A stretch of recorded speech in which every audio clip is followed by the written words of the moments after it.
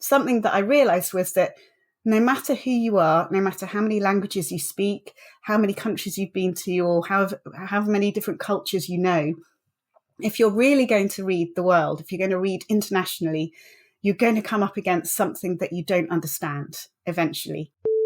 I suddenly discovered that by embracing not knowing, by celebrating that, by exploring that and seeing what it can teach you, you actually learn so much about yourself, about your own conditioning, your own expectations of how books work, your own biases, the voices that you've been trained to privilege and focus on. I find it so empowering, the idea that you can truly explore the world in a deeper way without even leaving home. That was Anne Morgan, who was offering one blueprint for that concept when she challenged herself to read a book from every country in the world in 1 year, which she documented on her blog, ayearofreadingtheworld.com. It didn't take long for this project to become a viral sensation, and she talks about how her quest to read the world ended up shaping her understanding of it while providing her with a deeper understanding of herself. And I love these wonderfully simple ideas for quests. They feel sort of like the Big Bang. It's like this small ball of energy. You don't really know what's going to happen, but when you get into the quest, it explodes and reveals itself. And the idea of reading the entire world, it's tantalizingly teasing its depth on the surface. And you're going to hear today how embarking on that quest plunged Anne into an infinite well of discovery, from the lessons from the books themselves to opportunities for self-discovery, new perspectives on other cultures and her own, meta lessons around the act of reading, wisdom from undertaking the quest itself. Loads going on in this conversation, which I very much enjoyed, and you're going to hear it today. So buckle up, strap in. Thanks for being here, and welcome to the Zero to Travel podcast, my friend.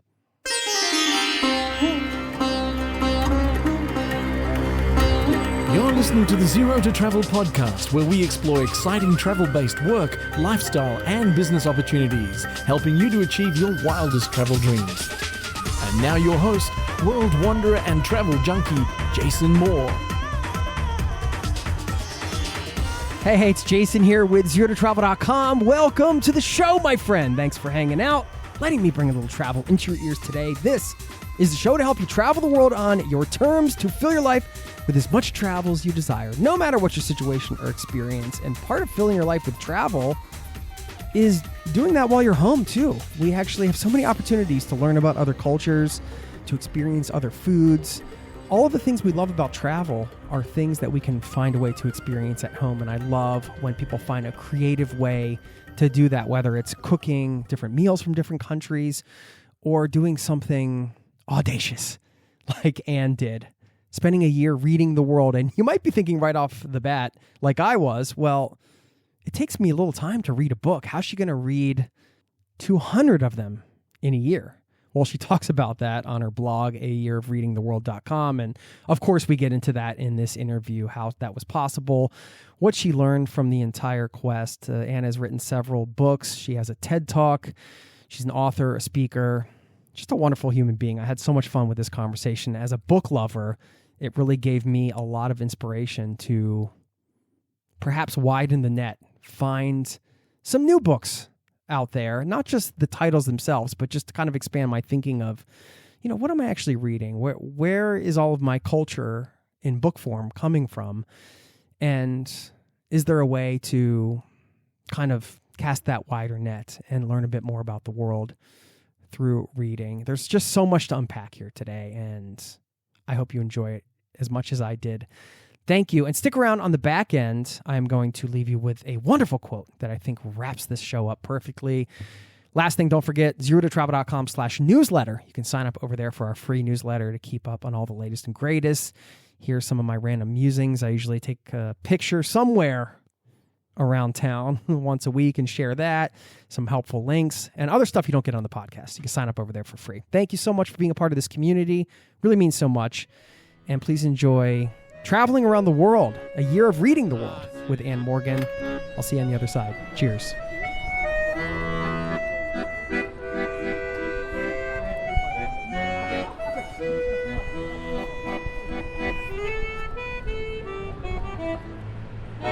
Anne Morgan, welcome to the Zero to Travel podcast, my friend. So lovely to have you here. Well, thank you for having me, Jason. It's a pleasure. We were just commiserating over weather, you being in the UK, me being in Norway, and us both being familiar with rainy summer days. I was reading up on you are in Folkestone. Is Yeah, that right? Folkestone. That's right. Folkestone. Yeah, okay. What is Folkestone like? What kind of town is that? Did you grow up there? Or? No. I am from London originally, and Folkestone is a seaside town on the south coast of the UK. People who know about the White Cliffs of Dover, the White Cliffs start. In fact, I can just see the start of them through the window of my writing room now. And we're about 6 miles from Dover, which is where the ferries go across to France. We can see from the end of my road where the cliffs are, we can see France on a clear day. So we often, we say, we can still see the EU from the end of our road.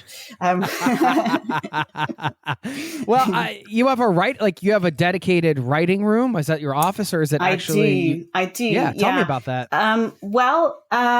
This is you can't see much of it on the screen, but it's my room at the top of the house. I wrote my first 2 books in the corner of our living room in our London flat, our 1-bedroom London flat. And after that, I thought, I think I've earned my own writing room now. So we moved. One of our reasons for moving out of London was to get a bigger place. And now I live in this house with my husband, Steve, my 2 daughters, and a cat called Lily. It's good. I feel very lucky to have my own room. It's got a lot of books, many of them heaped on the floor at the moment because I need some more bookshelves. But I'm working on that. But it's lovely. It's got a great view out towards the cliffs and across the town, and quite inspiring. So I'm just putting the finishing touches to my 4th book now. So that's it's been a lovely space to work on that here. And what's that going to be called? It's a book called Relearning to Read, which is about a new approach to reading that puts curiosity and not knowing at the center. Wow. I want to read that one. I'd like great. That's a sale. Hooray. Yeah. I mean, you got a sale. Yeah. Taking something that you sort of take for granted, like, well, what do? You just read a book. Taking that and just kind of going on the meta view of relearning to read. I mean, can you talk a little bit about it? Are you allowed to? Absolutely. Yeah. No, totally. This all came out of my original quest to read a book from every country in the world back in 2012, which we're going to talk about today. Absolutely. And that led to my first book, Reading the World, which was kind of exploring the big questions that came out of that quest. But what I've realized over the more than decade since, and I've continued to have messages from people all over the planet about reading books, is that the way that I was trained to read really didn't prepare me very well for that quest. And at the time, I was a bit nervous when I started thinking about reading the world because I had been a literature student. I was very proud of reading well, of saying clever things about books. And the way that I read or thought that I should read was by bringing lots of knowledge and research to books, lots of context, mining into words and saying, in the 16th century, this word meant this, and there was this going on with these laws. And so there's this extra bit of meaning that you can unpack here. And obviously academics get loads of kind of rich readings out of books by doing that. And academics have been really helpful to me, and I have nothing against academia. I think it's fantastic. But something that I realized was that no matter who you are, no matter how many languages you speak, how many countries you've been to, or how many different cultures you know, if you're really going to read the world, if you're going to read internationally, you're going to come up against something that you don't understand eventually. And for me, it was kind of heightened by the fact that when I did that year of reading the world, I had only 1.87 days for each book that I was reading and reviewing. And so I was really frightened because suddenly I thought, well, the way that I know about writing well about books, I can't do this year because I don't have time to do any extra reading on top of the reading I've already got to do. I was working full time and reading 4 books a week throughout that year and blogging about them. And of course, doing all the research on top of that to find the books. So there just wasn't any time to do any contextual reading around these books. And I knew that many of them were going to come from cultures that I knew nothing about, translated from languages I didn't have any experience of, and would probably have jokes that I didn't get, would have kind of rituals that I didn't know the meaning of, and assumptions that I just couldn't be certain of. And I really struggled with, well, how am I going to do this project and still have a meaningful engagement with these books and still say something valuable about them and learn through this experience. So I had to hold up my hands and embrace the fact that there was going to be a lot that I didn't understand. But actually what started out as a kind of necessity quickly became a revelation, because I suddenly discovered that by embracing not knowing, by celebrating that, by exploring that and seeing what it can teach you, you actually learn so much about yourself, about your own conditioning, your own expectations of how books work, your own biases, the voices that you've been trained to privilege and focus on. And so this book is about kind of exploring that, playing with that. In the UK, and I think in the US as well, and many other parts of the English-speaking world, at school, we had to do these exercises called the comprehension exercise, where you are given an extract of text and you're asked questions about it. What does this word mean? Rewrite this sentence in other words, explain what's going on here. And it obviously teaches lots of interesting skills or helps you hone interesting skills, useful skills. But it carries the implication that there's one right way of reading, and that if you can't explain everything in a text, you're failing. And for me, actually, I think that makes us feel really insecure about not understanding and frightened, that it's almost shameful. And we can sometimes suppress it. So sometimes we'll feel irritated if we don't understand something. We'll say, oh, this is bad. This is not for me. It's badly written. And it's actually us not able to admit to ourselves, oh, maybe there's something here that I could explore. Maybe there's some disconnection that if I could just start to tease that out a bit, I might learn something really wonderful. Maybe I won't get the answer to the question that it throws up. I might get an answer to another question. I might discover something about myself or discover something else, which is really interesting. And it's quite playful. It's quite anarchic. It's a bit quixotic in a way, because obviously eventually not knowing has to collapse into knowing, because you read, why else would you read? If you can't understand anything, there's no point. But actually, if you can sit with that discomfort, that not knowing for a while, before you collapse, a bit like doing yoga when you hold a difficult pose and then finally, you let go. You actually strengthen yourself, I think, and you enrich yourself, and you can stretch further, you can reach further and build new connections. And part of it is the wonderful connections that I've built with many readers and writers around the world. So last week, I went to Paris to meet my hero, the Togolese explorer, Tete Michel Permassi, who he is the author of an extraordinary book called An African in Greenland, which was my Togolese choice back during my original year of reading the world. And it's an amazing story. I mean, most of the books I read that year were fiction, but there were some non-fiction books, and his book was one of them. So he was one of 26 children, born to a senior village. I mean, you and I, we've each got 2 kids, I think. Can you imagine 26? Yeah, so 26 children born to this senior village chief in rural Togo. And one day in the forest, when he was collecting coconuts as a teenager, a python popped out of the foliage and shocked him, and he fell to the ground and had this kind of fit. And the python is sacred in that community. So his father, to get him cured, he took him to the python cult in the jungle. And the priestesses there performed this ritual, but in payment, they wanted him to come and live with the cult for 7 years.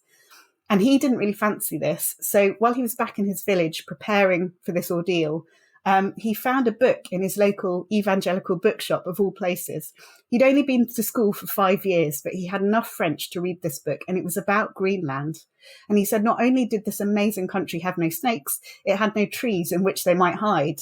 And so he ran away from home, worked his way up through Africa, learning languages as he went, relying on the kindness of strangers, working odd jobs, got to Europe, got a boat to Europe, worked his way through Europe, got to Denmark, got a boat from Denmark, and went and lived with the Inuit for 2 years. The whole journey took him 11 years. This was in the mid-20th century. Anyway, long story short, his book, I fell in love with it. Through me writing about it, various people heard about it. And then a couple of years ago, it was re-released as a Penguin modern classic. And Penguin contacted me and said, oh, we know you're a big supporter of this book. Is there anything you can do about it? So I said, oh, well, can I speak to him? And he is now living in France in his 80s. And we had this amazing Zoom call. He's just the most astonishing man. But I held up a copy of his new edition, to congratulate him, and he held up a copy of my first novel, and I was like, no, you did not buy that book. You did not do that. Talk about a full circle moment. Oh, amazing. And anyway, finally, we've been meaning to meet for the last couple of years, but various things have got in the way. I finally went to Paris and had lunch with him last week. He's moving back to Greenland. He's preparing. I mean, he's just an astonishing man, but he's so inspiring. I find him just incredible. So that's just one example of like the many amazing exchanges that this project and this embracing of not knowing and humility and questioning and a readiness to not try and have all the answers has opened up for me, really. That is lovely. What a story.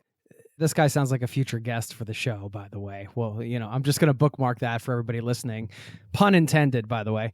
That sounds like an amazing story. But everything you're saying around sort of detachment from some of the concepts that challenge you, let's say, that come up in a book.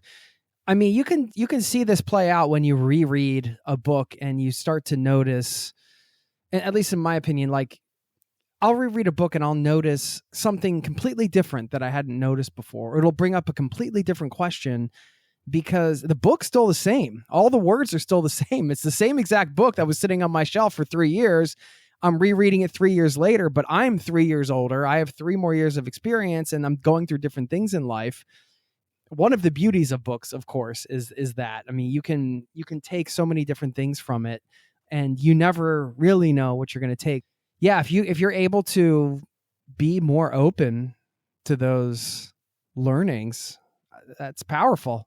Yeah. Well, I think authenticity is a big part of this because we hear that term a lot. Certainly in the UK, there's quite a conversation around authenticity and storytelling, and who gets to tell which stories and who should tell which stories.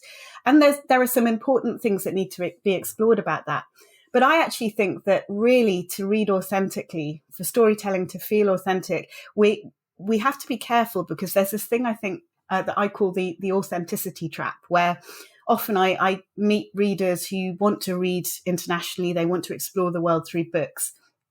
And they will say, I want to read stories that capture the spirit of a place, that feel authentic, which is really well meant. But when you dig into it, of course, it's problematic because it's what feels authentic to that person, and which is probably shaped by Western advertising, by stories of people's holidays, by bits and bobs they've picked up. And so if you're not careful, you can end up trapped in a hall of mirrors where you just see your own ideas reflected back at you because you're going for stories that feel authentic to you.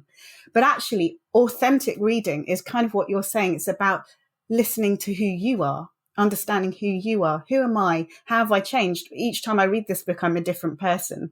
What have I been taught to expect from a story? What do I look for in stories? And that's not a hand-wringing thing. It's not a like, I must kind of punish myself or criticize myself for being so kind of narrow-minded and biased, because we're all biased. We all have to, we all take in only a tiny amount of information from the world that comes at us, and we all have to make snap decisions. And it saves us a lot of time to make shortcuts. But the problem with biases, as you and I well know, is that they can be based on bad information. They can be based on historical injustice and prejudices. So we have to, I don't think we can stop ourselves being biased, but we can be more aware of that and we can start to pay attention to it. And I think that's where truly authentic reading comes from. It's not actually what we expect the book to be. It's what we expect from ourselves, how we understand ourselves and who we are and our relationship to the book. And that's where it starts to get really interesting, I think. I mean, we love counterintuitive thinking here on the podcast. So this is fascinating. All right. So, well, I have a question around that. But just to kind of outline the quest, and people probably heard at the top, but you spent a year reading the world. This was in 2012 and people are still talking about it. I mean, we're here still talking about it. That's the sign of an amazing project. And, 2 things we want to kind of go through here today, I think, are some of the things we already talked about, like the wisdom and lessons gained from the books themselves, perhaps, and even just the meta stuff you're talking about around being a reader and maybe how we should look at books and select books, which I'm going to ask you about in a minute. But then also, I feel like there are a lot of lessons around the quest itself and having a quest in a project like this. So that's kind of what I want to cover today. But, in practical terms, what you were just talking about, I'm wondering, because I'm thinking about authentic reading, and I think, okay, let's say there's a listener here somebody listening here, and they have some travels coming up, and they want to do exactly what you described. But like, I'm going to Patagonia. I'm going to read Bruce Chatwick in Patagonia. Was that I'm getting the author name right? I hope. Bruce Chatwin. Yeah. Chatwin. Yeah. He was British though, right? That's another question. They're going to some countries and they're like, okay, yeah, I can get information from like a guidebook or the internet or Wikipedia or whatever, but maybe I can read something and I can learn more about it and get under the skin of the place before I go. But, in practical terms, what you just talked about, if somebody's looking at some book options and they feel, how it is when you're shopping for books, you're like, oh, this looks interesting. I feel connected to this. Is that a sign to like pause and be like, all right, are you connected to this because of your sort of like all the reasons you describe, your maybe Western background or your bias, whatever you want to say. And does that mean, like, in practical terms, you should hit the pause button and try to find a book that's completely different than anything you would ever read? Like, how does that look in practical terms? I think that there is something delicious about reading books we really want to read and that really attract us and that we feel connected to. And I don't think we should stop doing that. I think there's something really cozy and comforting about stories that reflect the world as we know it to be. So I don't think there's any issue, but maybe you could read two books. Maybe you could read the book that speaks to you, that seems to kind of reflect, and maybe part of why you're attracted to it is because it reflects something that you're looking for, which feels authentic or feels true to you. And maybe there is some truth in it, but maybe you could also try and disrupt a bit by also choosing a book that is a bit different, is by someone with a different connection to the country or tells a different story. That any country has multiple stories. Even if you're reading a book that's written by someone who isn't, say, British or American and has traveled and written about the place. And those books can be great to read and really interesting in their own right. But that book by that person who's a national of that country or has lived in that country most of their life or whatever isn't the definitive work on that country. Every country has multiple stories. And, if someone said to you, what is the kind of one book that sums up US literature, or the one book that sums up UK literature? I mean, that's an impossible question to answer. In fact, on the blog, I deliberately problematized it with the US and I think I made a few people quite angry because my US that means you're doing something right, Anne. Well, maybe. I hope so.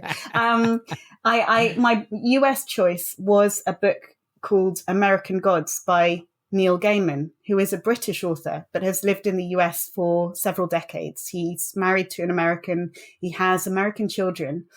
And the novel American Gods is in many ways kind of built on the American road trip novel. It kind of uses that very familiar classic American structure and kind of trope in an interesting way. And the reason I did that was because I was getting quite a few suggestions during my year of reading the world from people for countries that didn't have much literature available in English. They would suggest a book by an American or a Brit who had spent some time there. And I was like, okay, so if we're saying this can be, literature from the Comoro Islands, then can this be American literature? Is this, where's the line? And challenging it that way. And I don't think it's I think this question of where a book is from is really problematic. It's kind of doesn't have an easy answer. And in some cases, and maybe it's not even a useful question to ask because we're also kind of increasingly messy and blurry in our identities and country boundaries are themselves quite problematic when you start to look into it. But obviously you have to draw the line somewhere. And on my blog, it was categorized by country, by UN recognized country at least. And so once you start to look into that, it's problematic, but it's interesting. The problems are part of the fun, I think. The American Gods selection is interesting to me because, yeah, like you said, you could have an author who spent some time in a place where they traveled through and then they write about it, and you're like, okay, as a reader now, you're reading about, somebody passing through and sort of their impressions. That's travel writing, right? You're getting a sense of the place from somebody who's passing through before you go and pass through yourself. In the Neil Gaiman example, I find that interesting because I've spent a lot of years in Norway now. And so there's a difference between somebody passing through and somebody who's ingratiated. And also because when you get ingratiated into a different culture, I might even notice more things than sometimes Norwegians do, just because it's what they grew up with. So they just kind of take it for granted. And I just like I did growing up in the States, it's hard. It can be an advantage, I should say, to spend time in a culture and then be able to write about that culture from not a traveler's perspective, but a sort of an outsider inside perspective, if that makes sense. And so I think that's a good choice in many ways when you kind of described his time there and he has American children, and that makes sense to me because I feel like you might be picking up on some of the nuances in a different way. But you have to spend enough time to pick up on the nuances. Well, that's right. And how much is enough time? And does it differ from person to person? And all kinds of other issues so the whole travel writing thing is fascinating because, Tete Michel, who I talked about earlier, is obviously a brilliant example of a non-typical travel writer. His book is basically a travel book, but he did this amazing journey at a time when Black Africans weren't doing that sort of travel writing. They still don't. There are still many travel writers are white Europeans, but, in those days, it really wasn't anyone. There are assumptions about what travel is and what travel writing is that are actually very much through a European lens. There's a brilliant book called Traveling While Black by a Kenyan writer called Nanjala Nyabola, which... Yeah, we had her on the show. She's fantastic. Yeah. I love her. I got it right there. Yeah, she's amazing. She's brilliant. And she's so neatly shows how so many of the things that are presented as universal in lots of travel guides, for example, are just how it is to be a European moving through the world, or a white man particularly. And I think that's so interesting that, who's passing through. For me, I think what I'm most interested in is voices and perspectives. So most of the books that I read during my original quest, and most of the reviews that I continue to do on the blog and sort of pigeonhole under different country names tends to be set in the countries in question, partly because that's mostly the literature that comes through in translation to us, because publishers are quite conservative in what they choose and they kind of feel that books have to have a clear cultural identity to be marketable. But that's a whole other question. But I didn't insist that setting had to be in the country in question. So, for example, An African in Greenland, obviously a large part of that book is not set in Togo.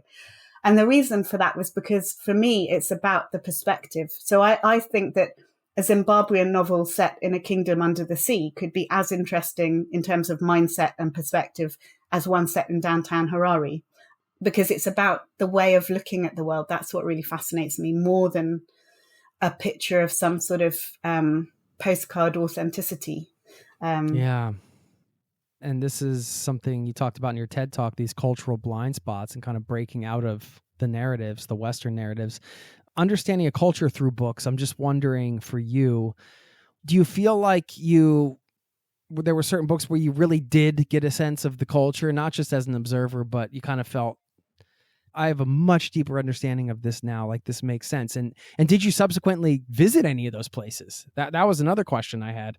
We can get into the travel stuff in a minute, but yeah, just which books really felt like they connected you with a perspective, let's say, if not a place. Well, one book that I often talk about in relation to this, and in fact, which I've built a chapter around in Relearning to Read, because each chapter takes a different book that's likely to be outside the comfort zone of the average English language reader and uses that as the jumping off point. So this book I used as the jumping off point for sort of spiritual religious beliefs. How do you read books that are built on religious beliefs or spiritual beliefs that you don't share or you don't have much knowledge of?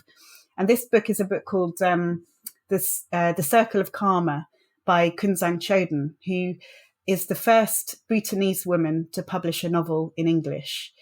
She actually wrote it in English, and she's still active in Bhutan today. And it's an extraordinary story. It's set in the 1950s, so it's in quite kind of a conservative Bhutanese society, and follows a young woman called Somo, who makes a pilgrimage to try and discover herself around many of the biggest Buddhist sites of Nepal and northeast India, and a bit in Bhutan as well. And what I found really compelling about that book was it really took you into the mindset of a Buddhist perspective on life, on making peace with injustice or not, on building relationships, and what is a good life, what is meaning, what is significance.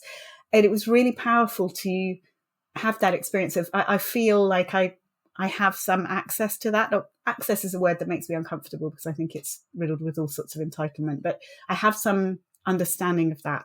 Yeah, and I really would love to visit Bhutan, not least because there's so many fascinating things I've heard about it as well from other sources. And I recently was at a festival in Assam, a literary festival in northeast India, and met some Bhutanese writers there who were just brilliant. So I haven't yet got to Bhutan. It's really hard to travel there from what I understand. Maybe, I don't know if you've been. Have you been there?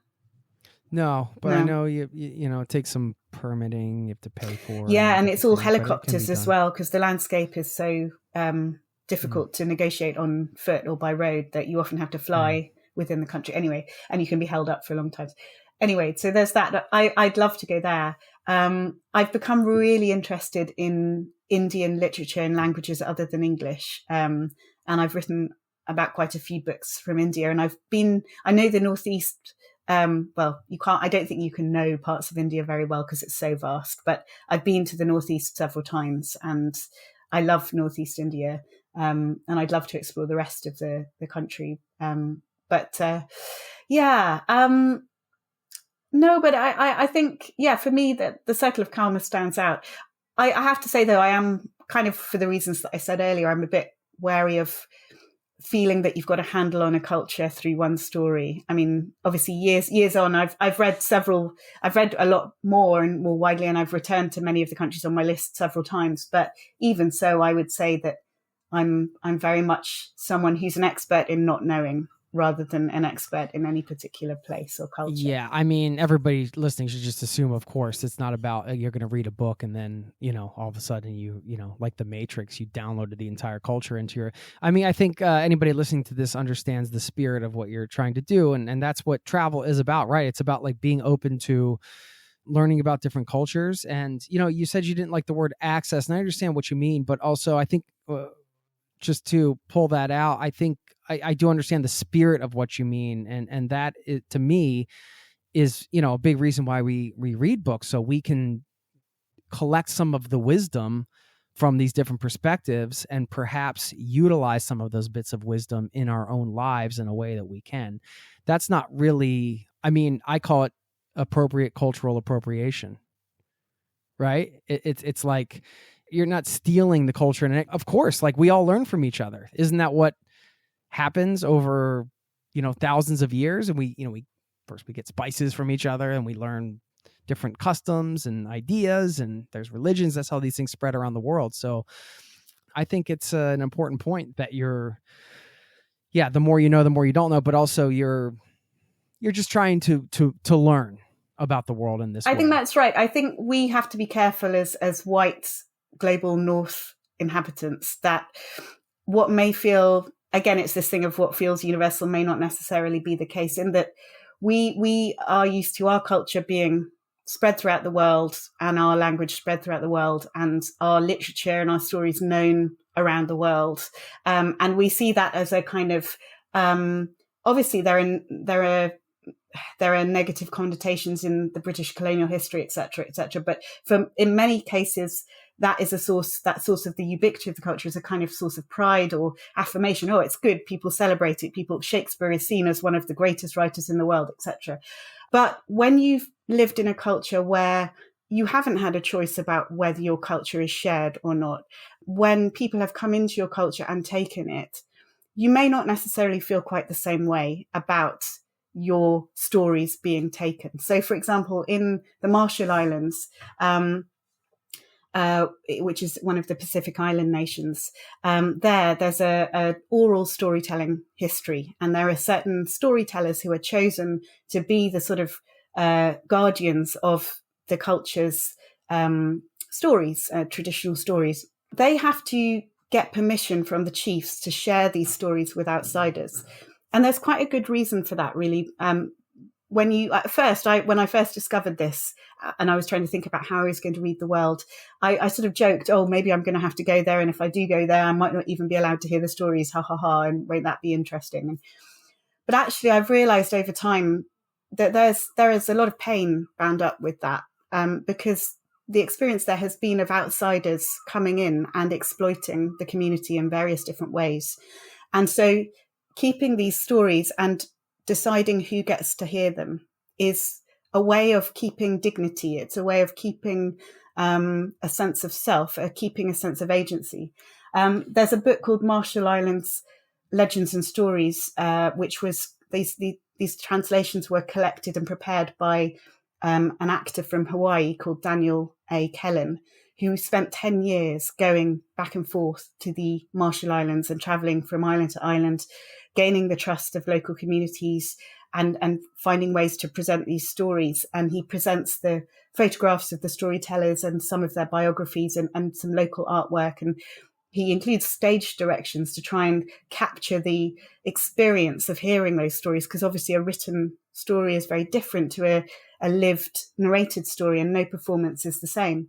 And that was done really respectfully and carefully, and it's a really good example of that. But I think it can be easy. I think you're absolutely right, and I believe that sharing is valuable, and that we can learn so much from each other, and so much of what's valuable about humanity, it comes from this transactional, this exchange, this love of exchanging. And what made my project special, what made it work, was people's love of sharing stories across the world. They all contacted me, and continue to contact me, wanting to tell me about books, wanting to tell me about stories that they love. But I think when there's a power imbalance, that can sometimes not necessarily be as straightforward as we might assume. And that's part of the not knowing process, is learning to be a bit humble about that, learning to realize that maybe your attention is not wanted in all situations, or that the way you're assuming you'll be welcomed in, when maybe you shouldn't assume that, and maybe there are good reasons for that, and maybe that you can still find a way to engage, but you might have to change your approach slightly. And I think travel is similar to that in a way. There are some places where tourism is having negative effects, isn't it? And we need to think carefully about the damage we do when we go to places, and whether we have the right to visit in all circumstances. So I think there are good parallels there.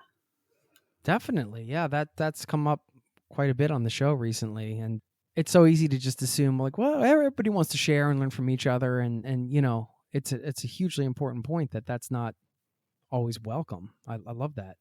What about travel in your life? The genesis of this project, is it obviously wanting to learn about the world from a travel perspective? Did it influence where you wanted to travel? Did you travel a lot beforehand? Yeah, the goal of kind of learning in the way that you're talking about. I mean, this is one of the reasons I wanted to have you on, and sorry, I didn't mean to interrupt, but I think it's a really powerful way for anybody listening to this to do some quote unquote traveling. I'm using air quotes, from the comfort of their home, in the way that, okay, if you're a traveler who's curious about the world and you want to learn all the things we're talking about here, this is an option. Like, you can read the world like you have. And that's such a beautiful thing. Also, from the actual getting out and traveling perspective, I'm just wondering, what the journey has been for you. Yeah, I mean, I'm a fortunate person in that I've been able to travel in my life, and from my teenage years onwards, I was lucky to get to visit a number of countries. I did a lot of singing in my youth, and that enabled me to travel quite a bit. So I did various singing tours as a student of different parts of the world, and that enabled me to choir. Or I was I was very lucky. I went to Cambridge University, and I was a choral scholar there, which meant that the college paid for my singing lessons, and the college choirs would go on tours into different places. So I did a tour around the US. I went to Israel. I went to various European countries with that.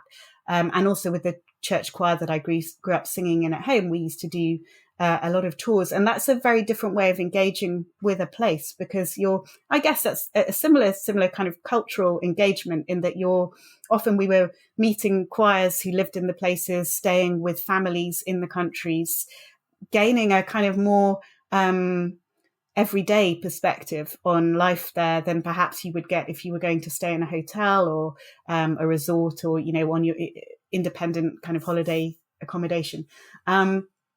And so I always loved that. I also did languages at school. So A level, I did French and German, and I got to go on various exchange trips for that. And my German was particularly good. Once upon a time, sadly, I've lost a lot over the years, because in the UK you don't get to practice much. But I was good enough to go and do work experience at a newspaper in when I was 17 in Germany, and I was writing articles and going and interviewing people in German. And it's only now, looking back, that I realize how extraordinary that was, because at the time it just felt like, I'm just doing this because this is what I turned up at the newspaper thinking I'd be making coffee, and they said, "Oh, please go and interview this person and write this article." Okay, I'll do that. And I was really proud of that. I was never quite fluent in German, but I was good enough to pass with a lot of Germans as not being English, which I was very proud of. So I think for me, what I've always found interesting, traveling is great, and I've enjoyed some nice holidays in some places, but actually travel that involves a kind of engagement that's more with people in their everyday lives has always interested me most of all, I think. And I found that really life affirming and really special. And so I think that's probably the roots of this desire to engage with the world's stories are probably in that.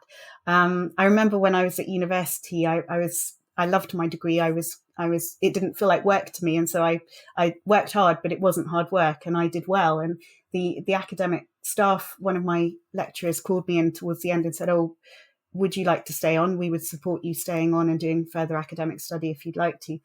And my answer, it took me 10 years to work out what it meant, but I said, "No, there's too much world out there."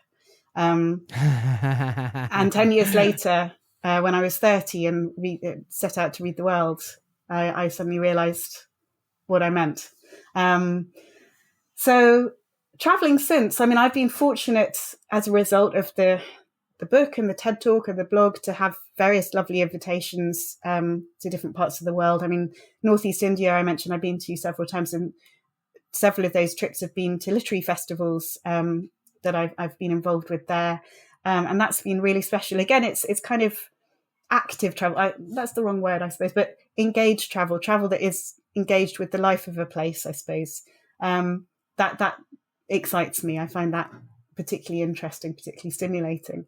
I don't know if there's nowhere that I've read the book or from the project and then set out to go purely on the strength of that, I think. But I've been very fortunate to have quite a lot of invitations anyway. And these days I'm trying not to fly short haul anyway. So that means limiting a little bit my travel options, I suppose. But yeah. Yeah. That can be one of the beauties of having a project like this, or, we've had other people on the show have done different types of travel related quests. And when you have we can talk about the quest thing in a little bit, but when you get sort of that support and people rally around it and want to help, you do get connected to that everyday life kind of, whether it's literary circles or singing, people that are supporting choirs or, whatever you're doing, whatever your thing is. It is a lovely way to go into a place to be able to experience it. I am going to ask you for some of your recommendations, of course, from the project. I wanted to talk a little bit about translation. I think you might find this interesting. I recently I watched the Netflix series and I was like, oh, this is amazing. I have to find out what happened. So I'm going to read all these books. And it was called The Three Body Problem. Oh, yes. And it's a sci-fi series. by a Chinese author. Yeah. I don't know if you've read it. It's the first book to have been a bestseller both in China and internationally. Normally those two don't line up, but yeah, that's the first one. It was awesome. Yeah, and there was some notes in the back actually from, I think it was the back or the front. I can't remember because I read it a few months ago now, but from the translator, the guy that did the translation. And I'll read you a couple of these things, and I want to get your advice on finding good copies of these books as you kind of went through, because the translation's key, right? And I've learned this in Norwegian, reading certain books to my kids in Norwegian, and I haven't read the English version, but I know it's not going to be the same sort of spirit, because there's certain things in just the way the Norwegian's written that makes it such a beautiful book in a certain way. And actually vice versa. I've read in English, a book that was written in English for my kids that they translated to Norwegian, and I thought the Norwegian one was better. So it's been very interesting. In The Three-Body Problem, the translator said, quote, "In a sense, translating may be harder than writing original fiction, because a translator must strive to satisfy the same aesthetic demands while being subjected to much more restrictive creative constraints, excuse me." Because I had not really thought too much about translation until I read this book, and then I read these notes from the translator. He went on to say also in another section, the best translations into English do not in fact read as if they were originally written in English. The English words are arranged in such a way that the reader sees a glimpse of another culture's pattern of thinking, hears an echo of another language's rhythm and cadences, and feels a tremor of another people's gestures and movements. I couldn't say this better myself, which is why I guess this person's a translator, but this is all tied in with exactly what you're talking about. I wanted to share that with you and just get your thoughts and talk about what people can do to find a good translation that will do this for people, for a place.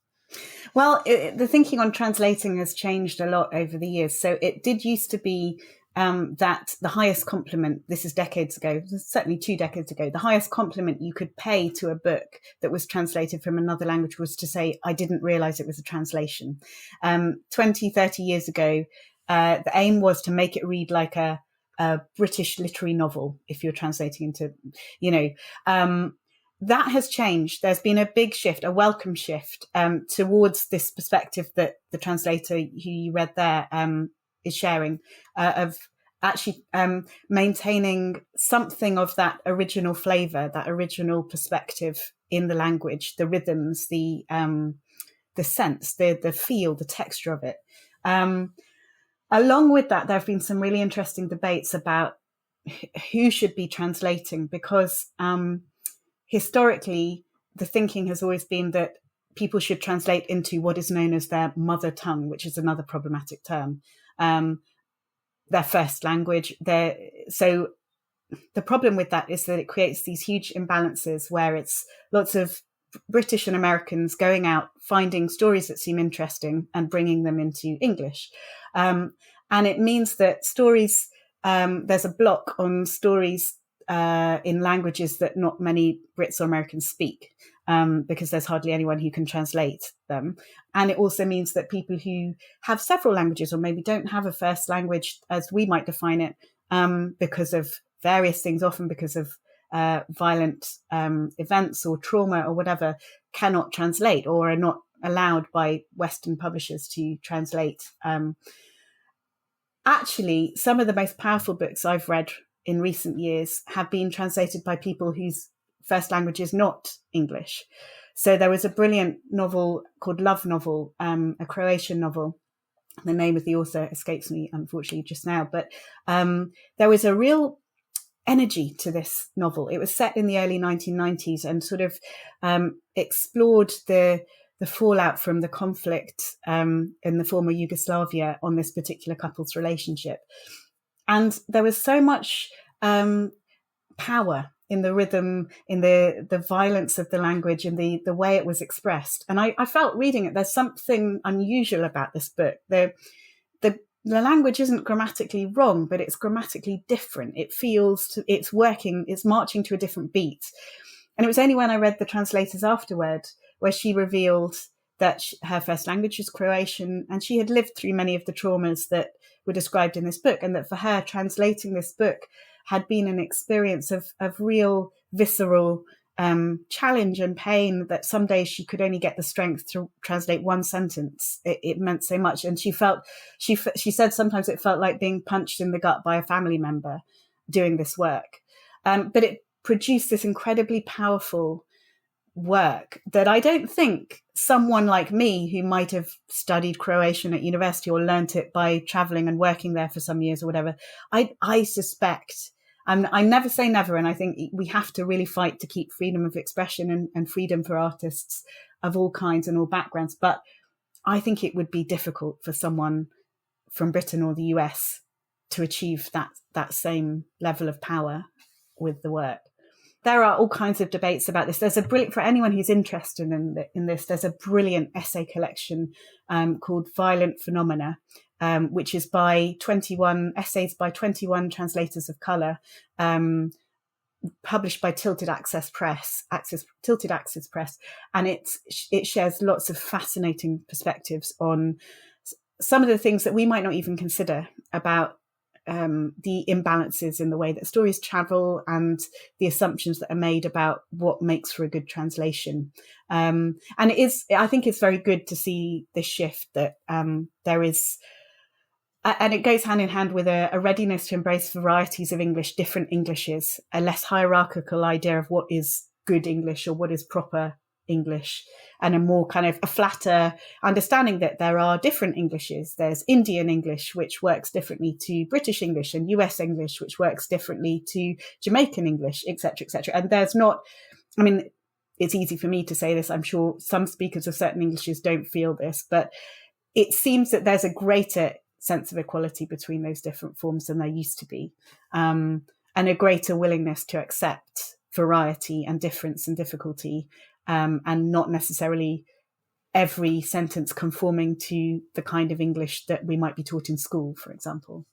I agree with you. It's a positive shift for a translator because it's so key, right? I mean, if you don't have the translation right, but this idea of them sort of capturing the essence of the culture and the language, if you're just trying to sort of westernize it, it's like in a way, it's like the art versus commerce thing, right? If you're just like, hey, if we just, westernize this and make it mainstream, we're going to sell a lot of books, but you're losing something. You could still sell a lot of books if you try to keep it intact in that way. Pointing out to listeners, I think it's, maybe stating the obvious, but if you pick up any of these books that we talk about today, or you go on your own hunt for books outside of your home country, and it reads funny, I'm using air quotes again, if it's something seems different, maybe this is something to think about. Maybe it's different for a reason. Maybe it reads differently for a reason. This is where some of the not knowing comes in again. Like, this feels weird to me. Why does it feel weird? Why does this make me feel weird? Is it actually something about what I expect rather than what the book's doing in its own right? And maybe not even finding an answer, maybe not saying who's right or who's wrong, or what this actually should be rewritten, or I should change my thinking, but just sitting with that and thinking, notice that this makes me feel uncomfortable, or this, I find this strange, and just wonder about that. You don't necessarily have to answer it, but that in itself can be interesting, I think. Yeah, I find it compelling when something's reading differently than I'm used to in terms of the flow. I kind of get sucked in because I'm just like, it's just different, it's something that's taking you outside of your box. And I appreciate that because it does have a certain impact on you. Like, even like you could almost say like an emotional impact too. It doesn't always have to be an intellectual impact. We like to use books as like a mechanism for self-reflection or, thinking. But sometimes it's just a feeling. It can be just that, Absolutely. I mean, you'll find as a speaker of more than one language, you'll find that the world doesn't look quite the same in the different languages. And maybe you'll find, as I found when in Germany, that I had a slightly different personality in German. the world felt slightly different. You might in Norwegian occupy a slightly different role in conversations, or have a slightly different sense of humor, or jokes work slightly differently. And the language encourages you to look at the world slightly differently. So I always give the example of the German word Handschuh, which is the word for glove. And it is literally hand shoe.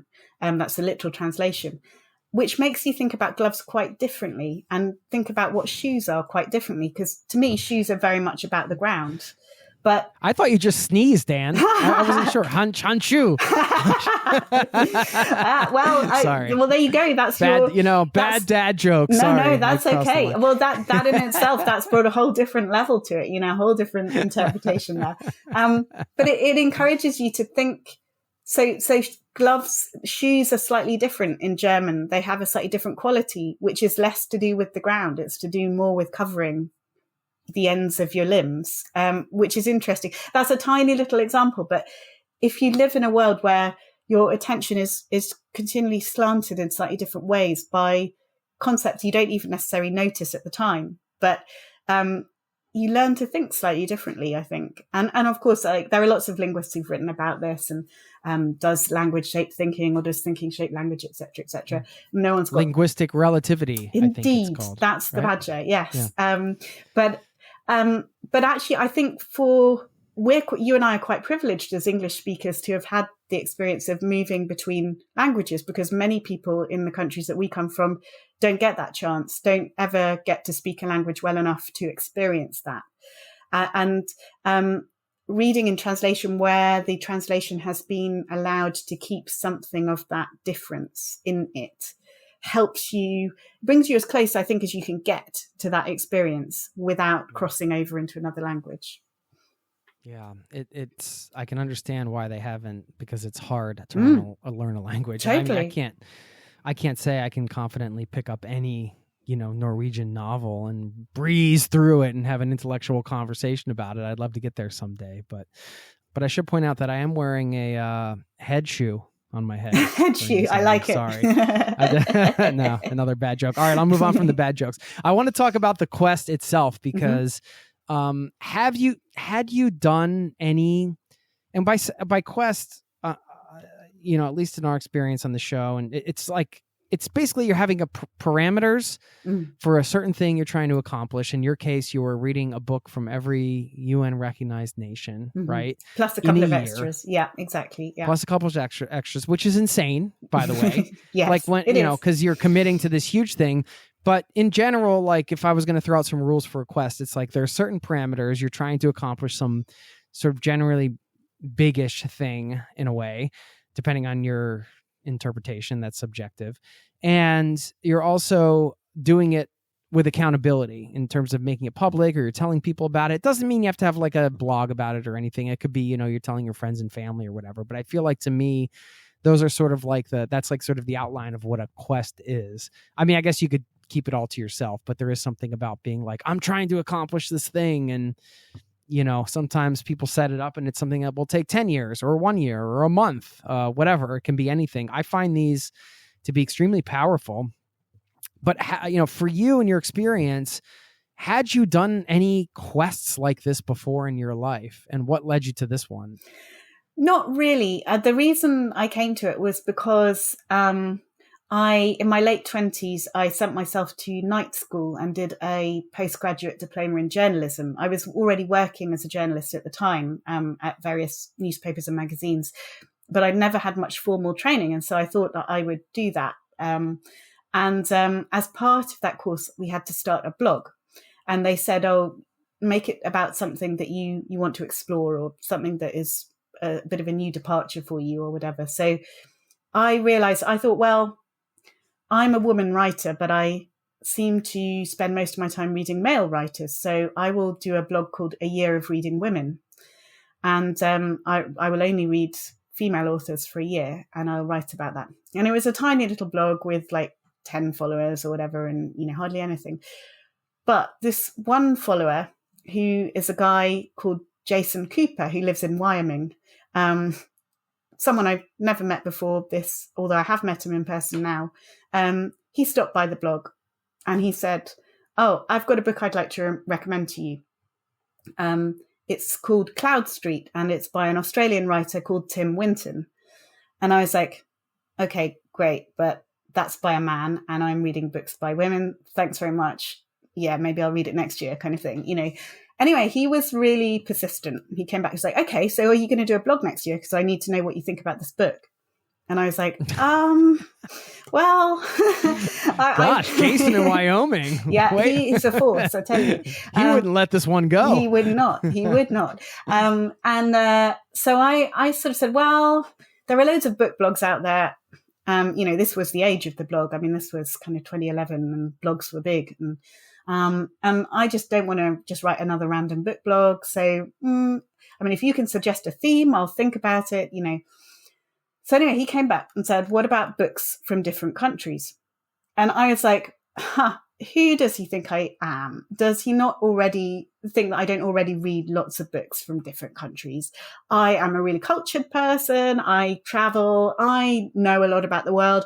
I read lots of books from different countries. And then I looked at my bookshelves and I was like, oh, maybe not so much. Most of the books on my bookshelves were written originally in English. Most of them were by British or American authors, a few Canadians, a few Indians, a few Australians, not much else apart from that. And when I started to think about it, this seemed really weird. Why would I limit myself to such a tiny proportion of the world's stories? I knew there had to be lots of brilliant stories out there. This was me, someone who wanted to write novels, wanted to tell stories. And why was I shutting myself off in this way? So 2012 was going to be a really international year for the UK. We had the Olympics and it was the Queen's Jubilee, one of her Jubilees anyway. Lots of international visitors due to come. An extremely optimistic and outward-looking time for the country, rather different to what we've experienced since, sadly. But I thought, okay, this will be a good time to maybe meet the world through books. And I thought, books from different countries. What about a book from every country? Now that starts to get interesting. Is that possible? How many countries even are there? How do you get books? Can you get books in English from every country? And what does that involve? And all these questions that started to arise. So that was where it came from. And then I launched the quest a few months before I was going to start the reading. So I think it was October 2011, because I thought, well, I know so little about literature from so many countries that I'm going to need some recommendations, some ideas, because I don't really know where to start with many places. So I launched this. Again, I had no idea if anyone would be interested. My previous blog had been just a little personal thing, you know. I was quite prepared for the possibility that I would just be on my own with this. But I thought, well, I'll see, you know. And anyway, it caught fire. It just people were getting in touch very quickly. And the real turning point for me was 4 days after that initial post, when I got a message from Rafida in Kuala Lumpur, a complete stranger. I have no idea how she found the project. But she said, I love the sound of this. Can I please go to my local English language bookshop and choose your Malaysian book and post it to you? And I seized the offer. I was like, yes, please, please. And then as soon as I clicked send, I thought, oh God, I've got to do this now. Now I have to do this. Yeah. 6,000 miles away, she's doing this. So anyway, and she did. She sent me 2 books, not just one from Malaysia and a suggestion for Singapore as well. And that was the first in a long line of incredible things that people did to help me that year. There was something I realized, and again, the seed of the not knowing thing that was here, that people respond incredibly warmly to open curiosity, to an open admission that I don't know this. I've realized I don't know this, or there's this limitation in me, and I'd like to try and address that. I'd like to discover more. It's not a complacent kind of like, oh, I don't know and I don't care. It's a kind of, I honestly am interested in this. I've realized that I don't know this, and please, can you help me? Not in an entitled way or a presumptuous way, but just a kind of, people seem to really respond to that. And it was extraordinary just around the world. I mean, it was people all over the place getting in touch, and really quite amazing. I mean, I've heard from people, and I continue to hear from people in all sorts of places. I've no idea how they hear about the project, but it's incredible. It's humbling and really life affirming and inspiring. I mean, for me, one of the most inspiring things was when a team of volunteers translated a collection of short stories for me to read from Sao Tome and Principe, because there was nothing available in English language translation at the time. In fact, there's still nothing available in English translation from that country at the moment. But that was a real, I was really humbled by that, and it was 8 strangers and one person I'd been to school with and hadn't seen for years. And one of the strangers was, so there was everyone from my old school friend who'd studied Portuguese for a couple of years at university, up to this woman called Margaret Jewel Costa, who is one of the world's leading Spanish and Portuguese language translators. She's translated Nobel Prize winners. She's, one of the absolute best of the best. And she contacted me and said, I've heard what you're trying to do and I'd like to offer to help. And so it was just this extraordinary array of people who volunteered and took 6 weeks to send me back these stories so that I could read them within that time frame. And so amazing. Yeah. And I think that's really what kept me going, was other people. It was, I had to, because people had made such an effort. And that is what accountability, exactly. I think that's what's powerful about sharing a quest. Yeah, you're absolutely right. You can do private quests and many people do. And that's powerful in its own way. But with this, having so many people invested in it, so many people who had done extraordinary things to make it possible, I felt I couldn't let them down, Yeah. It's such a beautiful thing. Thanks for sharing all that, because I think these quests have an energy in and of themselves in a way. And that energy that when you do something like this, and like you did, in an authentic, open, as you mentioned, open curiosity was the term you used. And I love that way. People pick up on that energy, I think. And then, like you said, just caught fire. And then you see, wow, the kindness of strangers. And this combination of sort of like committing to this big goal and these people understanding what you're trying to accomplish and like seeing the vision and appreciating it and wanting to help you achieve it. It's such a beautiful thing. It's really a beautiful thing. Yeah, absolutely. And for me, it gives us huge hope. It gives me huge hope about our potential to work together as human beings, because obviously we face so many challenges. And the funny thing is that people often say to me, what did you learn from all these stories? As though there's some kind of like overarching message that reading lots of books from around the world will give you. And for a long time, I'd say, give us the secret to life, Anne. What's That's the key? What we're here exactly. For. And for a long time, I'd say, there isn't really any one thing. But I realized, of course, there is something, which is that storytelling is a universal human impulse. We all do it, and we all enjoy it, not necessarily in all the same ways, or some of the ways we tell stories might be quite different, but there is something universal in that story sharing. We may not share our stories with everybody, or we may not have the same assumptions surrounding that, but we all do. There's something powerful about stories that engages us, and that gives me huge hope that if you can harness that, that's a way to bring people together. And to break down the barriers, because when you're sharing someone's story, when you're reading a story written from a very different perspective, even if you don't agree with a lot of thinking behind that perspective, it takes you into that mindset for a while, and it makes it impossible to other or to polarize. It forces you to recognize the humanity in that different perspective. And once you do that, there's the basis for dialogue. There's common ground. There's something to start from. If you've read the same story as someone else, even someone from a very different world, your minds have moved briefly along the same track. You've almost like you've been on the same expedition. And although you may not necessarily have responded exactly the same, you can compare notes, and by sharing and contrasting your experiences, you can discover how you can learn more about yourself and how you're different, but also what you share. So I think that's what's really powerful about it. But it requires a certain openness. It requires a readiness to let go of your own assumptions, or at least to interrogate them, or to put them to one side for a bit. And a readiness to be changed. sometimes to have your thinking changed, because when you come out from the bubble of the stories that you're sort of bombarded by on a daily basis, and we all, whoever we are, whatever country or culture we're in, we all have these prevailing narratives, these assumptions about how the world works. And there's certain people are heroes, certain people are villains, certain people are important, certain people are less important, certain things are true and certain things are false. And they make life possible. They bind us together as communities, and there's truth in them.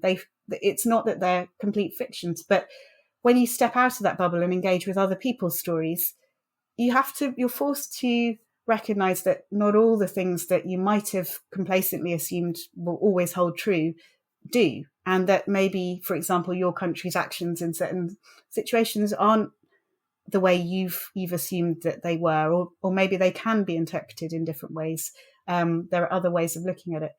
And again, it's not that any of us, I think, individually has to answer all these questions or make a decision about what's right in every situation, but sometimes just being open to the possibility that we're not always, the things that we've kind of absorbed aren't always 100% of the answer, is enough. It's powerful in itself.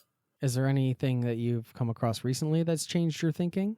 That's a good question. I mean, I'm constantly, you ask me that now, and I'll think of something as soon as this finishes. I'm constantly kind of, interesting. So I was sent a couple of books actually from Kosovo in a couple of months ago by someone who was going to Kosovo and said, would you like me to go to some bookshops and see what there is there?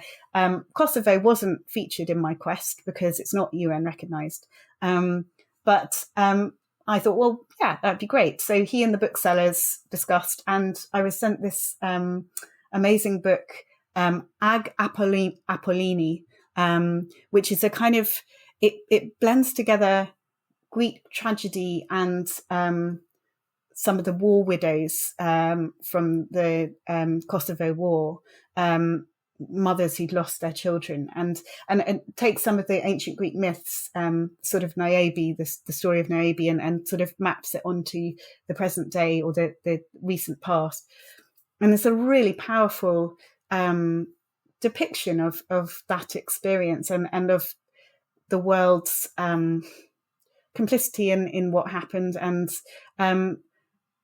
I think really skillfully done, because it's so hard to write about such extreme events, such atrocities, without the book getting completely weighed down and the story completely submerged by it and bogged down, and it's, you just feel completely lost by it. This was really skillful, and it just made me reflect on, I think in my head, the former Yugoslavia has sort of been bundled up in sort of news coverage from the early 90s. Lots of awful things happened. It's very complicated. Lots of warring factions. Impossible to know what the solution is. And I probably had been a little bit complacent about it, and being forced to sit and just read through this and to see there the really uncomfortable parallels with some of the conflicts we're seeing playing out now, particularly in Palestine, for example, the suffering that's being inflicted on helpless people. It's really powerful. And that's not to, it's not to make kind of grand statements about things, there not being wrongs on both sides, etc. But it's also to appreciate the power of the individual human story in the midst of all that, and how easy it is to lose sight of that, I think. Okay. Just a couple more things. We would be fools to not ask you for book recommendations. I mean, after reading all these books, of course, it's hard to say. It's not a fair question to say, give us your favorite books, Anne. But, you've already mentioned a bunch, but if there were one or two that you're like, you know what, these could be great starting points if somebody out there either wants to start reading the world themselves, or if they just want to kind of get the experience of diving in, like they said, maybe they look back at their bookshelf and they're like, oh, my bookshelf's like Anne's. Like, I want to diversify this bookshelf a little bit more. You have a couple that kind of stuck with you. Yeah, I mean, it is Yeah. difficult because there are so many amazing books, and I think it is Sure. important to follow your inclinations. So your tastes will be different to mine. And if you're, for example, a crime fiction fan, why not use that? Why not go and see what crime fiction novels are like in South America or in Africa? Yeah, or, that's a great point. That can be a great, I don't think you have to let go of what you enjoy completely. You can use that as a ladder to draw you on. However, I mean, obviously, an African in Greenland, which I mentioned, Tete Michel Pomasi, I love that book. It's translated by James I want to read Kirkup. that. That sounds incredible. It's an incredible book, and it just models this spirit of curiosity and love of connection with the world, which I hope that I capture something of in my own work. I love the work of the Albanian writer Ismail Kadare. He writes, he's got a number of novels in English translation, and he's well worth looking up if you're interested. There's a book called Broken April by him, which is about the blood feuds in northern Albania, which is really powerful. And then, I'm trying to think, is there's something a bit lighter maybe, because it's all been a bit heavy, hasn't it? Let's see. Skimming. No, So, that's okay. I think. well, that enough. Yeah, go ahead. The other thing I'd say is that if anyone's interested, on the blog there is a list of all the books that I've reviewed, and I continue to add a book of the month. So there are new reviews there every month, and all the books from the original quest with what I thought about them and how I found them. So you can always, if you're going to a particular country and you want to see what there might be for that, you can have a look there as well. Great. Yeah, I was going to mention that as a resource. So if you're a fellow literary explorer like Anne, that's a term she came up with. I love that. I wish I could take credit for it, but I think I identify with that. If you're a fellow literary explorer, you can follow her work like I have been over at ayearofreadingtheworld.com. Is that the best place to kind of like newsletter, stay in touch type of thing? Yeah, you can subscribe and you'll get, the updates when they come on the blog. Yeah. Yeah. Well, you mentioned your own work too, and you have your own books. If you want to share a little bit about that. Yeah. Please, so I write, it. so my first book was Reading the World, which is the non-fiction book, kind of looking at the big ideas from the quest. And my next non-fiction book is this Relearning to Read, Adventures in Not Knowing, which I talked about a bit earlier. But I have two novels as well, Beside Myself, which is the story of twins who get trapped in the wrong lives when they swap places in a childhood game and one refuses to swap back. And then my second novel, Crossing Over, which draws on my experience living on the Kent coast with the small boats coming across the channel, and looks at kind of combining that problematic boat crossing that we're talking about in rather kind of negative terms with the Dunkirk little ships escapade in the Second World War, when people here took little boats to go and rescue the soldiers from France, and kind of contrasting those two experiences. And both of those stories, I think we tell in ways that maybe aren't quite honest. So, comparing that. Do you want to leave us with a little quote or something? Something that's... okay. Do you have anything? Okay, yeah. So the epigraph to my first book, Reading the World, was from a book called The Corsair by Abdulaziz. I'm just going to get his name right. Hang on, I'll look it up. It's on my list. So, this is more than 10 years ago now. So it kind of, now let's see. Qatar, that's right. It was the first Qatari novel to be translated into English. And it was by Abdulaziz Al Mahmoud and translated into English by Amira Nawara from the Arabic. And I have a sentence at the beginning of Reading the World, which is, you would think differently if this land were your land and these people were your people. Wow. That one gave me some chills. As we'll close it out with that. Anne Morgan, what a pleasure. Thank you so much for taking the time to chat. Good luck with the next book, and we'll be sure to link up to everything we mentioned in the show notes. Some exciting stuff for you to take and explore the world with through reading. So thank you very, very much. Really appreciate your time. Thank you.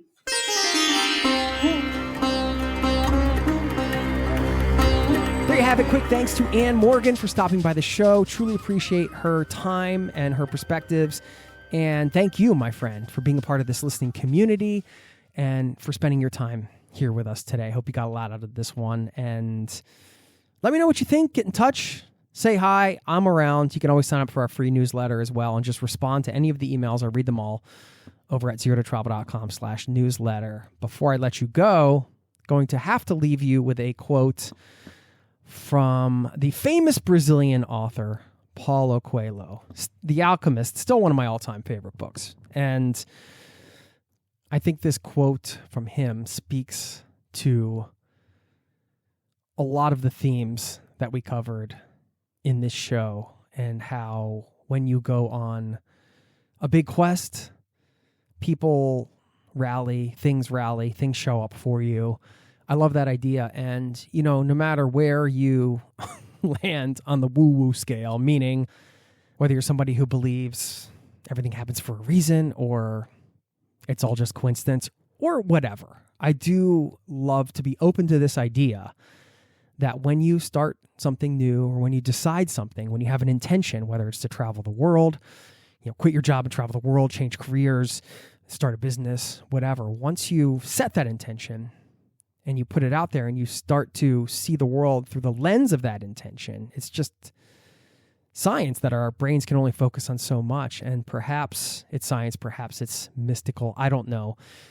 But it seems that we start noticing opportunities, decisions, people, things that pop up that are perhaps related to the thing we're trying to do. And sometimes that's very forward-facing, right? Like Anne has a reader of her blog that reaches out and says, let me help you. I'll help you get this book. I'll send it to you. I'll translate it for you. And it's very direct. Sometimes it's a little bit up to you to interpret what those things may be or who those people may be that can perhaps help you a little bit further down the road. Anyway, I think that idea is well encapsulated in this quote from Paulo Coelho, who said, when you want something, all the universe conspires in helping you achieve it. Thanks for listening. I'll see you next time. Peace and love to you and yours. Cheers. This podcast has been brought to you by zerototravel.com. Ideas and advice to make your travel dreams a reality.